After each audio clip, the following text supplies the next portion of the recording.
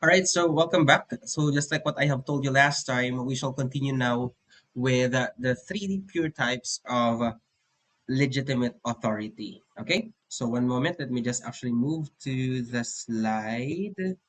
Here you go. Okay, so now that we have understand what legitimacy really is, the next question becomes, where does legitimacy come from? And according to Max Weber, there are three pure types of legitimate authority, and each one explains a different reason why people choose to obey. Now, the first is traditional authority, where legitimacy comes from customs and long-standing traditions. The second is charismatic authority, where people follow because of a leader's extraordinary qualities. And the third one, and the most important for public administration, is yung tinatawag nating rational legal authority, where obedience is based on laws, rules, and legally established head of offices. Okay? Now, as we go through these three, don't just memorize them, okay? Ask yourself, why are people obeying in this situation? And that is the real question Weber really wanted to answer in this case. Nawatan? Now, before we discuss each type, however, Weber gives us a very important reminder. And what is that? Okay? When Weber when Weber talks about the three types of authority, he is not saying that every leader belongs to one category. Wala pong ganon. In reality, authority overlaps. For example, an elected mayor exercises rational legal authority because the office is created by law. 'Di ba? May batas na nasasabi under 7160 na magkakaroon ng mayor's office. Therefore, there is actually a rational legal authority there because the law gave it the mandate. Okay? But if the mayor becomes widely admired because of integrity and leadership, then yung mayor po na yun also gains what we call as charismatic authority. So, uh, word of caution, these are ideal types. They are analytical models and not rigid categories. Wala pong purong iisa lang. Okay? So, think of them as lenses that help us analyze authority, not boxes that perfectly describe a reality. Okay? So, let's begin with the oldest form of legitimacy. Okay? Yan. So the oldest form of legitimacy is rooted in customs and inherited traditions. Yaan po yung traditional authority. So ang laging sinasabi po nila, ganito na kami dati. We've always been this way. We've always done it this way. Okay? Ganun po yung sinasabi ni traditional authority. Okay? And then we also have charismatic authority, which comes from personal admiration and devotion to a leader. Ang sinasabi namin sa charismatic authority is, we trust this leader because he is famous, because he is rich, because he is intelligent, because he is a graduate of Bachelor in Public Administration, basta may quality na ina-admire. And then we also have rational legal authority, which comes from laws, rules, and legally defined offices. Ang laging justification ng rational legal authority is, the law says so. Di ba? Meron pa nga sinasabi, jura lex sed lex. Anong ibig sabihin nun? The law may be harsh, but it is the law. It's always the law that shall prevail. Ganon. Okay? So, as you notice, modern governments like sa atin sa Pilipinas, we primarily operate through rational legal authority. That's why bureaucracy becomes central in Weber's theory. Now, pag-usapan natin ang bawat isa. Okay?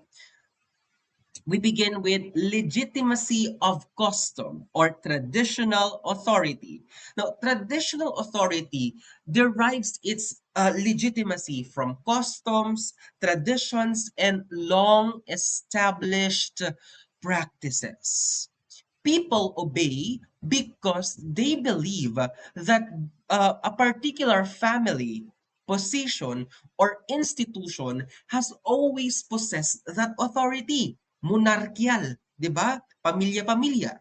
In the Philippine context, Weber's example can be seen in our pre-colonial datu, raha, sultanates, and even yung mga panglimas. Okay. If you try to notice that legitimacy dito became or nanggaling sa nakaraan, sa kasaysayan. The longer the tradition exists, the stronger it perceived legitimacy. And interestingly, traditional authority did not disappear in modern society. In fact, nakikita pa rin natin siya hanggang ngayon. Ano po iyon? Okay, let me give you an example, no? Yung traditional authority na codify siya sa BARMM's first parliament, no? In this slide, it shows that Weber and his theory is relevant today. In Bangsamoro Autonomous Region of Muslim Mindanao or BARMM, traditional leaders such as sultans, datus, and panglimas continue to play an important role in governance, no? What's interesting in this context is that their traditional authority has become or has been recognized within modern legal framework through reserve representation in Bangsamoro Parliament. This now illustrates an important point in Weber's theory. Modern governments don't always replace traditional authority. Sometimes they incorporate it into a legal, rational system. That's why Weber, in an earlier slide, reminded us that his three types are rarely found in pure form. Walang puro, no? Okay. Now, we proceed with this one and gusto ko sagutin po ninyo ito. Do you think that reserving parliamentary seats for traditional leaders makes the Bangsamoro Parliament more Weberian or less Weberian? Now take note, wala pong iisang sagot dito. Now if your argument is based on preserving tradition, yes, you can defend it. But if your argument focuses on democratic representation and legal procedures, yes, you can also defend it. No? Now, what's more important is that you should support your position using Weber's concept of legitimacy. So I will not reveal the answer here kasi gusto ko kayo mismo ang makapag-isip ng sagot. Okay? Moving forward, we now have charismatic authority. Unlike si traditional authority, charismatic authority do not depend on customs and laws. Instead, legitimacy comes from personal quality of a leader. People often obey because they admire the leader's courage, yung tapang, yung vision, the sacrifices, or ability to inspire others. In Philippines, no, si Andres Bonifacio, okay? Hindi naman daw siya mayaman. Hindi naman daw siya nag-aral abroad. Pero he was one of the greatest leaders because he possesses this charismatic authority. His influence did not come from holding a government office, but from the trust and devotion of those who followed him. So the challenge with charismatic authority is that temporary lamang po siya, hindi po siya pangmatagalan. Okay, so sana malinaw po yun sa inyo, no? So the challenge with charismatic authority is that it is often temporary. Hindi po siya nagtatagal, pansamantala lang po siya. It depends heavily on the individual. And that raises an important question. What happens? Ano pong nangyayari when the leader is no longer around? No? Well, we will try to discuss that in the next slide, which is now yung tinatawag nating routinization of charismatic authority. Later yon, pag-usapan po natin. We proceed with rational legal authority. Okay.